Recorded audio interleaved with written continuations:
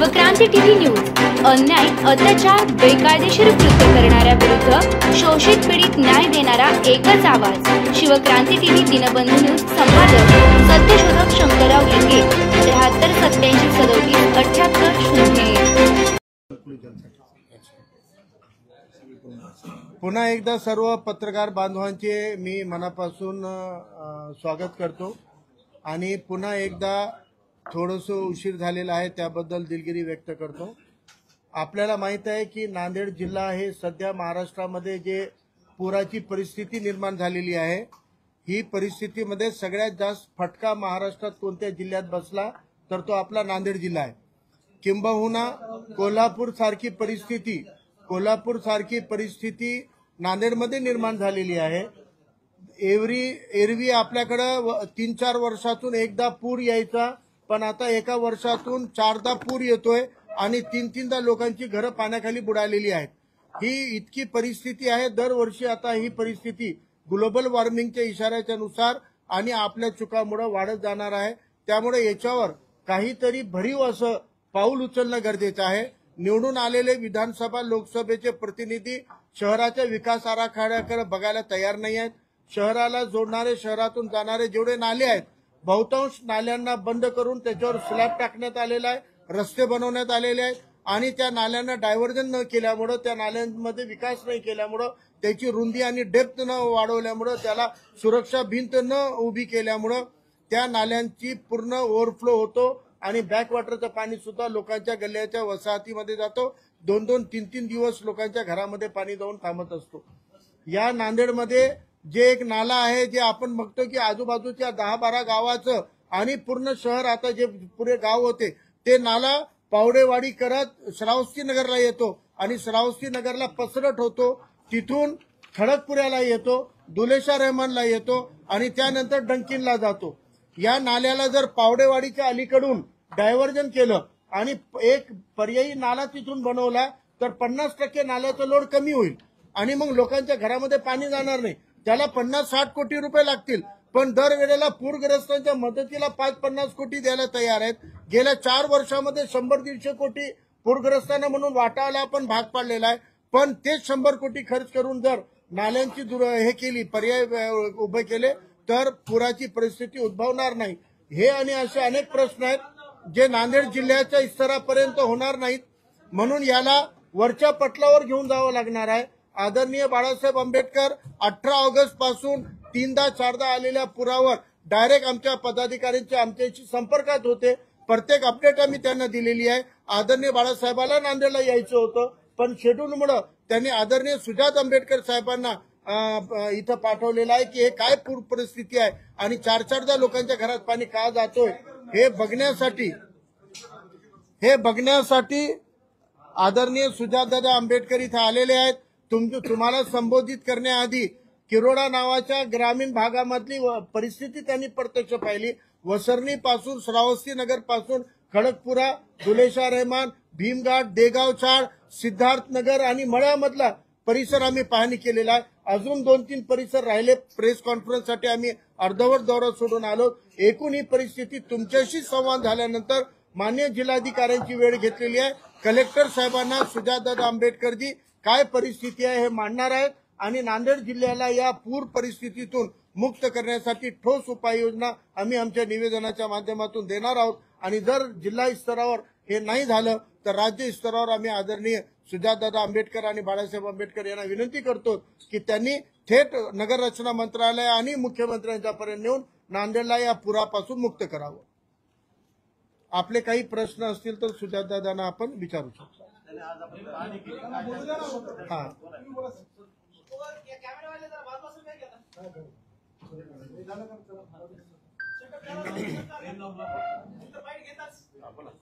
गेल्या 5-6 दिवसामध्ये जो मोठ्या प्रमाणात पाऊस झालाय महाराष्ट्रामध्ये आणि खास करून नांदेड जिल्ह्यामध्ये, त्याच्यामुळे खूप मोठ्या प्रकारे नुकसान झालेलं आहे। बऱ्याच लोकांची शेती आणि शेतजमीन ही पाण्याखाली गेली। बऱ्याच लोकांच्या घरामध्ये पाणी शिरलेलं आहे आणि ते पाणी शिरून 2 ते 3 दिवस तिकडे राहिल्यामुळे घराचे भिंत आणि घराचं बांधकाम हे खच्ची झाले असल्यामुळे ते घर कधीही कोसळू शकतं अशी परिस्थिती आहे। काही लोकांचे जनावरं वाहून गेले, तर काही लोकांचे बांधलेले जनावरं तिकडच्या तिकडे पाण्याखाली येऊन मरून गेलेले. आणि त्याचबरोबर लोकांच्या शेतमालाचं मोठ्या प्रमाणात नुकसान झालंय. इलेक्ट्रॉनिक वस्तू असतील, टीव्ही, फ्रीज, वस्ती पातळीमध्ये गावामध्ये ह्याचं बऱ्याच प्रमाणात नुकसान झालंय. काही काही ठिकाणी लोकांच्या मोटरसायकल ह्या सुद्धा वाहून गेल्यात आणि बऱ्याच ठिकाणी घरामध्ये पाणी शिरून ते घर आता राहण्याच्या परिस्थितीमध्ये नाही, असं परिस्थिती दिसतीये. त्याचबरोबर आम्ही जेव्हा ग्रामीण भागामध्ये दौरा केला तेव्हा ग्रामीण भागामध्ये प्रामुख्याने हे दिसत होतं की पाणी अजून ओसरण्याचं नाव नाही घेते आणि त्याचबरोबर जे गावामध्ये पाणी शिरले त्याला बराचसा फ्लो आहे आणि ते पाणी वाढत होतं असं सुद्धा दिसत होतं. त्याचबरोबर जेव्हा आम्ही शहरी भागामध्ये दौरा करत होतो तेव्हा पाणी चढतंय आणि पाणी वाढतंय असं आमच्या सगळ्यांच्या लक्षात आलं होतं आणि ह्याचा अर्थ हाच होता की परत एकदा कोणतीही पूर्वसूचना न देता, पूर्वकल्पना न देता पाणी सोडलं गेलंय आणि हा एक खूप घातक प्रकार आहे. कारण जितक्या लोकांशी आम्ही बोललो त्या सर्वांचं एकच कॉमन स्टेटमेंट होतं की आम्हाला 15 ते 20 मिनिटं ते अर्धा तास मिळाला होता बाहेर पडायला. याचा अर्थ एवढाच होतो की कोणतंही इंटिमिडेशन दिलं नव्हतं, कोणतीही पूर्वसूचना दिली नव्हती, कोणतीही वॉर्निंग दिली नव्हती. 15 ते 20 मिनिटं एका माणसाला मिळतात, त्याच्यामध्ये त्यांनी त्याच्या घरातल्या किमती सामान घेऊन जायचं, महत्वाच्या गोष्टी घेऊन जायच्या, अन्नधान्य घेऊन जायचं, पुढील कामाचे डॉक्युमेंट्स घेऊन जायचे का इतरांचा जीव वाचवायचा. आणि हा निर्णय घ्यायला 15 मिनिटं हा खूप छोटा काळखंड आणि 15 मिनिटांमध्ये कोणी माणूस आपल्या पुढचं जीवनाचा हा निर्णय घेऊन अशक्य. आणि दुसऱ्या बाजूला बघितलं तर हा प्रामुख्याने प्रॉब्लेम जो येतो तो दलित वस्त्यांमध्ये येतो, मुसलमान बहुल भागांमध्ये येतो आणि कोणतीही शासनाची मदत आतापर्यंत इथे पोहोचली नाही ही परिस्थिती आहे. दुसऱ्या बाजूला मला आपल्या सर्वांना एवढं सांगायचंय की आपण जर शासनाची मदत बघितली तर ती क्षुल्लक म्हणणं पण कमी आहे, तर ते अपमान आहे. ज्या माणसाचा 1 हेक्टरापर्यंत जमीन आहे त्याला 8,500, फक्त 8,500 एवढे रुपये देण्यात येतात. आता 8,500 रुपयामध्ये एका माणसाचा गुजारा होणं अवघड आहे, एका कुटुंबाचा कशी देखभाल कोण करणार हा मोठा प्रश्न आम्हा सर्वांना पडतो. त्याचबरोबर आपण जर जनावरांचं बघितलं तर दुधाळ जनावरांना 4,000 रुपये आणि तसंच ओढकाम करणाऱ्या जनावरांना 2,000 पर्यंत रुपये इतकं देण्यात आहे. आणि ज्या लोकांचं घर 2 दिवसापेक्षा जास्त पाण्यात आहे त्या लोकांना 5,000 रुपये देण्यात यावे अशी ह्यांनी म्हटलेलं आहे. आता जर आपण बघितलं तर हे खूप खूप क्षुल्लक अपमानास्पद किंमत आहे. जिथे 8,500 महाराष्ट्र शासन देते हेक्टरा मागे, तिथे पंजाबचं सरकार 80,000 रुपये प्रत्येक शेतकऱ्याला देते. त्याचबरोबर आमची ही मागणी आहे की 4,000 रुपये आणि 2,000 रुपये जनावराला न देता जनावराचा बाजारभाव हा त्या शेतकऱ्याला दिला पाहिजे. आणि त्याचबरोबर जेव्हा बाळासाहेब आंबेडकर हे अकोल्याचे खासदार होते तेव्हा त्यांनी एक अकोला पॅटर्न चालू केला होता पूरग्रस्तांच्या मदतीला. ते म्हणजे 5,000 रुपये तिकडच्या तिकडे पूरग्रस्तांच्या हातामध्ये पहिले देऊन कलेक्टरच्या मार्फत आणि मग पंचनामा झाल्यानंतर पंचनाम्याच्या नुसार नुकसान भरपाईची रक्कम देणं. आता ते 98 मध्ये हा प्रकार केला होता जेव्हा 5,000 रुपये कलेक्टरना प्रत्येक पूरग्रस्ताला देणं सहज शक्य होतं. ते आता 2025 मध्ये जे महागाई वाढली ते बघताच 5,000 रुपयाचे 25,000 रुपये करण्याला काही हरकत नाही. 25,000 रुपये तिकडच्या तिकडे शेतकऱ्याला देणं आणि त्याच्यानंतर त्यांचे पंचनामा झाल्यानंतर सर्वे झाल्यानंतर जी माहिती मिळते त्याच्यानुसार त्याची नुकसान भरपाई करणं ही आमची तातडीची मागणी. आपले काही प्रश्न असेल तर आपण विचारू शकता.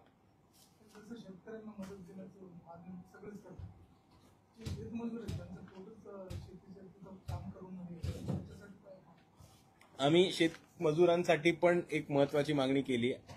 आपल्याला सर्वांनाच आज संध्याकाळपर्यंत आमची प्रेस नोट उपलब्ध होईल. त्याच्यामध्ये आमचं असं म्हणणं आहे की ज्या ज्या लोकांचा रोजगार थांबलेला आहे या पूर परिस्थितीमुळे त्या लोकांना पहिले कडधान्य, पहिले राशन आणि त्याच्यानंतर त्यांच्या आणि त्यांच्या पोरांची देखभाल करायला थोडा आर्थिक मदत ही तातडीने पोहोचली पाहिजे आणि ही जबाबदारी शासनाची. नाही, एकीकडे नांदेड जिल्हा आता चारी बाजूनं पाण्यानं कोंडलेला आहे. इकडून आसना आहे, तिकडून पेनगंगा आहे, गोदावरी आहे. तर अजूनही जिल्ह्याचा पालकमंत्री जिल्ह्यात आलेला नाही, शहरात आलेला नाही. आपली काय प्रतिक्रिया? मी सकाळपासून जिथे जिथे गेलोय तिथे तिथे लोकांची एकच प्रतिक्रिया आहे की आमच्यापर्यंत अजून कोणी पोहोचलं नाही. इकडचे शासन, इकडचे शहरातले नगरसेवक तसेच ग्रामीण भागातले ZP मेंबर्स, पंचायत समिती मेंबर्स, आमदार, खासदार आतापर्यंत किंवा पालकमंत्री कोणत्याही बाजूला पोचलेले नाही.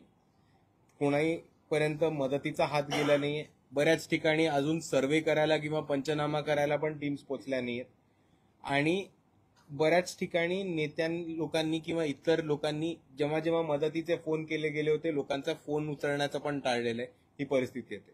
पण साहेबांनी जो आता प्रश्न विचारला त्याच्यावरनं एक महत्वाची गोष्ट अजून एक लक्षात येते आणि ज्याच्यामुळे महानगरपालिकेचा एक निष्काळजीपणा सर्वांसमोर येतो की आता तुम्ही म्हटलात की आपल्याला चारी बाजूनी नद्या आहेत. 2 नद्या तर आपल्या शहरालाच लागून आहेत. त्याचबरोबर आपल्याला मागच्या 3 वर्षामध्ये 2-3दा पूर, मागच्या 1 वर्षामध्ये 3दा पूर येऊन गेले आतापर्यंत. तरी आपला पाणी पुरवठा काय महानगरपालिकेने सुधारलेला नाही. इतके पाण्याची अतिवृष्टी होऊनही ते पाणी साठवायचं कसं, ते पाणी जमिनीत झिरपायचं कसं आणि ते पाणी लोकांच्या वापरासाठी कसं वापरता येईल हे महानगरपालिकेला, शासनाला, आमदार, खासदारांना सुचलेलं नाही. आणि अजूनही एका बाजूला पुराने पाण्याने नुकसान होतं आणि दुसऱ्या बाजूला प्यायचं पाणी, वापराचं पाणी 8 दिवसाआड येतं. ही परिस्थिती आपल्या सर्वांसमोर येते. आपण जिल्ह्यात पाणी केले, शहरी भागातही पाणी केले. सरकार अजूनही म्हणते की पंचनामे केल्यानंतर मदत होईल. पंचनाम्याची भूमिका सरकारची अजूनही कायम आहे. हे बघा, काही काही ठिकाणी पंचनामे शक्य नाहीये. काही काही ठिकाणी फोटोग्राफ्स मागितले जातात, पंचनामे करले जातात. पण आता मला सांगा की जिकडे छातीच्या वर किंवा डोक्यापर्यंत पाणी गेलंय तिकडे पंचनामे कसं करणार, किंवा छाती किंवा डोक्याच्या वर पाणी सोडा. जिकडे गुडघ्यापर्यंत पाणी आणि जमीन दिसत नाहीये तिकडे माणूस पंचनामा कसा करणार. हा एक महत्वाचा प्रश्न सरकारने समजून घेतला पाहिजे. कारण हा खूप बेसिक लॉजिक आहे की ज्या गोष्टीचा पंचनामा होऊ नाही शकत त्याच्यावरनं पुढच्या गोष्टी अडकू नये. आणि त्या गोष्टी अडकवल्या तर पुढच्या लोकांचं दैनिक जीवन हे मार्गावरती येणार नाही. कारण आपण बघितलं तर आपल्याला थोडी कुठेतरी लोकांना मदत द्यायला लागणार आहे त्यांचं आयुष्य, त्यांचं रोजीरोटी मार्गावरती आणायला. आणि जर तुम्ही तेच पंचनाम्यावरती अडकून ठेवलं तर ह्यांची रोजीरोटी परत लाईनीवरती येणारच नाही. ही परिस्थिती दिसतीये. वंचित बहुजन आघाडीचं काय आहे धोरण की या परिस्थितीत सरकार तर करेल, आपली मागणी पण आहे, आमची पण आहे ती मागणी, पण व्यक्तिगतरित्या माझी पण आहे आणि वंचित बहुजन आघाडीची पण आहे जबाबदारी की या परिस्थितीमध्ये आपण शेतकऱ्यांना, पीडितांना मदत केली पाहिजे. तसं वंचित बहुजन आघाडीचं काय? सर्वात प्रथम मीडियानी भूमिका घेतली याच्याबद्दल मला खूप आनंद होतोय. आणि दुसरी गोष्ट ही की वंचित बहुजन आघाडीने नेहमीच भूमिका घेतली. आपण बघितलं असेल तर 2024चा पुराचा प्रश्न आणि पूरग्रस्तांना मदत देण्याचा प्रश्न हा सोडवला असेल तर तो वंचित बहुजन आघाडीच्या नांदेडच्या टीमनी आमरण उपोषण करून सोडवलेला आहे. त्याचबरोबर आजपर्यंत आता ज्या जिल्ह्यामध्ये आम्ही दौरे करून आलोय, नांदेड सोडून, जिथे पंचनामे झाले नाहीये, जिथे सरकार पोचली नाही, तिकडे नोंदणीची मोहीम ही वंचित बहुजन आघाडीने केली. काही काही तालुक्याच्या ठिकाणी, काही काही गावाच्या ठिकाणी हेल्प डेस्क लावून लोकांचं काय नुकसान झालंय आणि ते नुकसान सरकारकडे पोहोचवणं आणि त्याची नुकसान भरपाई करून घेणं याचं मोहीम आतापर्यंत काही नगरच्या भागात, सांगली, सोलापूर आणि साताऱ्यामध्ये ऑलरेडी सुरू झाले आणि ते थोड्याच वेळात नांदेडमध्ये सुद्धा ही सुरू होईल. पंजाब राज्य महाराष्ट्रापेक्षा 1/4 नाही तरी ते 80,000 रुपये देते. महाराष्ट्र एवढं कमी का देते? कारण पंजाब सरकार शेतकऱ्यांच्या मागे उभं आहे असं आत्ता तरी दिसून येतंय. महाराष्ट्र सरकार कुठेही शेतकऱ्यांच्या पाठीमागे उभे नाहीये, शेतकऱ्यांची मदत करत नाही. आणि महत्वाच्या गोष्टीमध्ये इतका मोठा नुकसान होतं, इतकं मोठं आर्थिक नुकसान होतं आणि या नुकसानामधनं हे पण दिसतं की पूर परिस्थितीमध्ये जोपर्यंत पाणी ओसरत नाही तोपर्यंत पुढे पण यांची शेती काम चालू होणार नाही, पुढे पण बऱ्याच लोकांचा रोजगार अडकून राहतोय. तेव्हा फक्त 8,500 रुपये महाराष्ट्रासारख्या श्रीमंत राज्यांनी, श्रीमंत सरकारने देणं हा खरंच शेतकऱ्यांचा अपमान.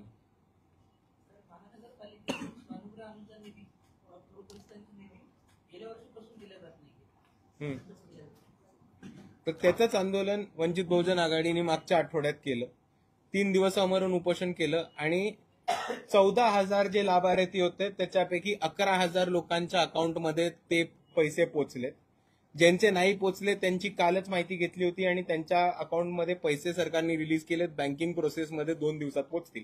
जरी ते पुढच्या 2 दिवसात पोचले नाहीत तर वंचित बहुजन आघाडी जिल्हा अधिकारी कार्यालयावरती एक हेल्प डेस्क लावणारे, एक बाकडं टाकणारे, तिकडे आम्ही यादी घेऊन बसणार आहोत आणि ज्या ज्या लोकांना ज्यांचं नाव त्या यादीमध्ये आहे आणि त्यांना पैसे मिळाले नाहीयेत त्यांच्या अकाउंटमध्ये तिकडच्या तिकडे सरकारवरती दबाव टाकून पैसे देण्याचं काम आम्ही नक्की करू. राज्यात पूर परिस्थिती गंभीर आहे. नांदेडमध्ये सर्वाधिक नुकसान झालेलं आहे. ओला दुष्काळ आणि कर्जमाफी या दोन प्रमुख मागण्या शेतकऱ्यांकडून केल्या जात आहेत. तर त्या मागण्याबद्दल सरकार अजूनही उदासीनच आहे. वंचित बहुजन आघाडीची काय मागणी? वंचित बहुजन आघाडीची या दोन्ही मागण्यांना पाठिंबा आहे आणि त्याच्याहून पण वंचित बहुजन आघाडीच्या अधिक मागण्या आहेत. पण आता सरकार दुर्लक्ष करते. सरकार शेतकऱ्यांशी, नागरिकांशी कोणत्याही प्रकारचा संवाद साधत नाही. जितके पण निवडून आलेले प्रतिनिधी आहेत ते एका महत्वाच्या काळामध्ये जेव्हा त्यांची खूप जास्त गरज आहे तेव्हा त्यांच्या जबाबदारीपासून पाठ फिरवत आहेत आणि या परिस्थितीमध्ये नागरिक सरकारला नक्कीच धडा शिकवतील असं मला दिसतं. सरकार जर या पंचनाम्यात अडकून पडलं तर वंचित बहुजन आघाडीची पुढची भूमिका काय असणार आहे? वंचित बहुजन आघाडीची पुढची भूमिका लोकांचा आवाज हा ताकदीने सरकारपर्यंत पोहोचवणं आणि सरकारवरती जोपर्यंत लाभार्थ्यांना तो निधी पोचत नाही, जोपर्यंत गरजूंना ती मदत पोचत नाही, तोपर्यंत सरकारवरती प्रेशर बनवून, दबाव बनवून ते पैसे कोणत्याही परिस्थितीत मंजूर करून घेणं हीच वंचितची भूमिका राहील. सर, पूरे महाराष्ट्र में जहाँ जहाँ सैलाब आया ऐसे इलाकों में महापालिका के जिला परिषद के इलेक्शन होने हैं, उसको आगे बढ़ाने के लिए आपका कोई डिमांड है? महानगर पालिका और जो जिला परिषद के इलेक्शन है उसका अभी तक ऑफिशियल डेट नहीं निकला है, इसलिए मैं इस पर कोई भाष्य नहीं कर सकता. पर अगर महाराष्ट्र की परिस्थिति ऐसे ही बिकट रही, अगर ये प्रॉब्लम सॉल्व नहीं हुआ तो हमारी ये जरूर मांग रहेगी कि पहली मदत ये लोगों को की जाए, इलेक्शन बाद में देखा जाएगा.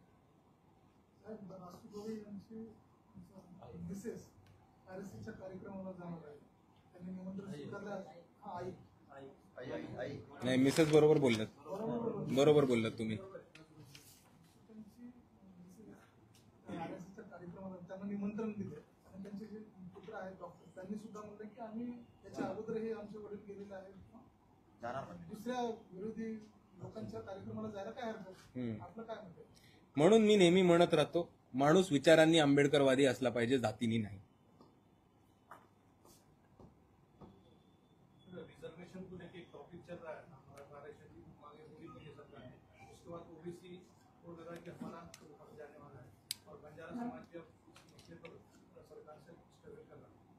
ये पूरे इश्यूज चल रहे हैं, उस दौरान कुछ कम्युनल इश्यू के आ रहे हैं, तो क्या ये कम्युनल इश्यूज को डाइवर्ट करने का एक स्ट्रेटेजी है? इसको आप कैसा देखते हैं?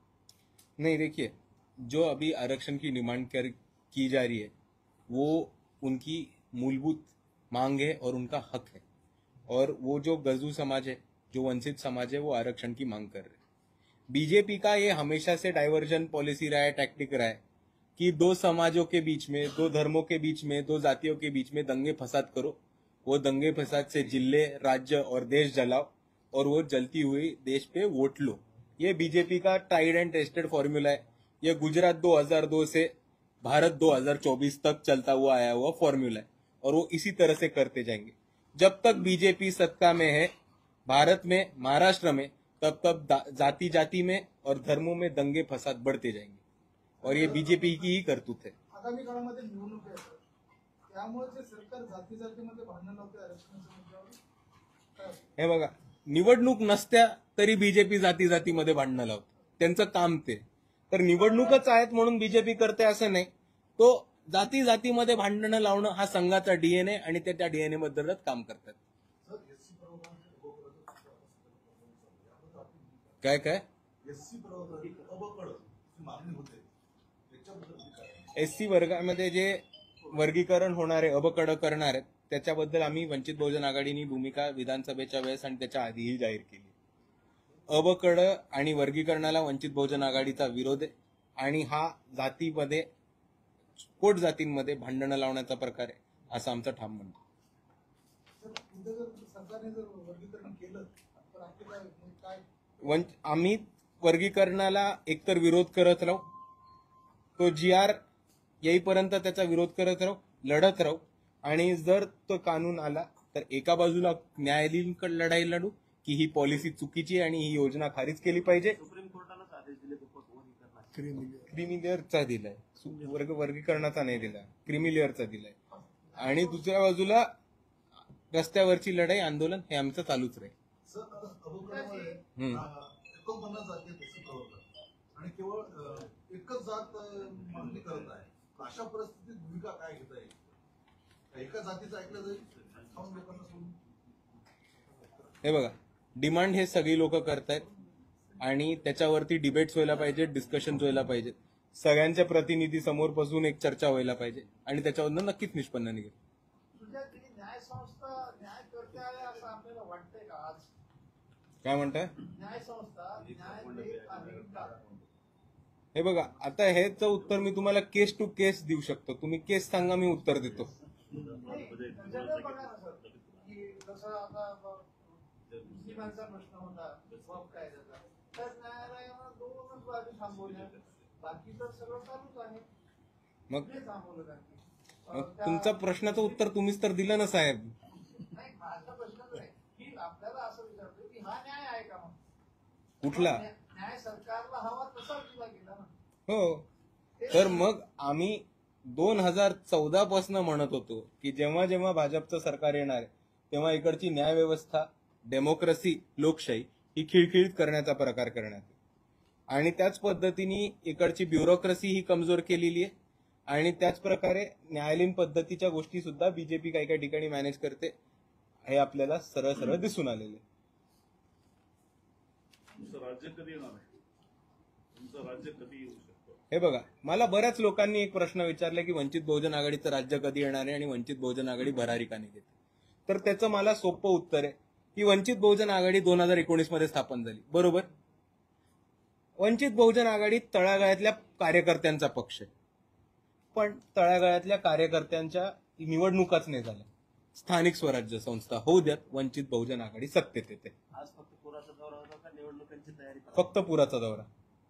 प्रश्न निवडणुकीबद्दल फक्त आपल्या पत्रकार बांधवांनी विचारले, अजून कोणीही नाही.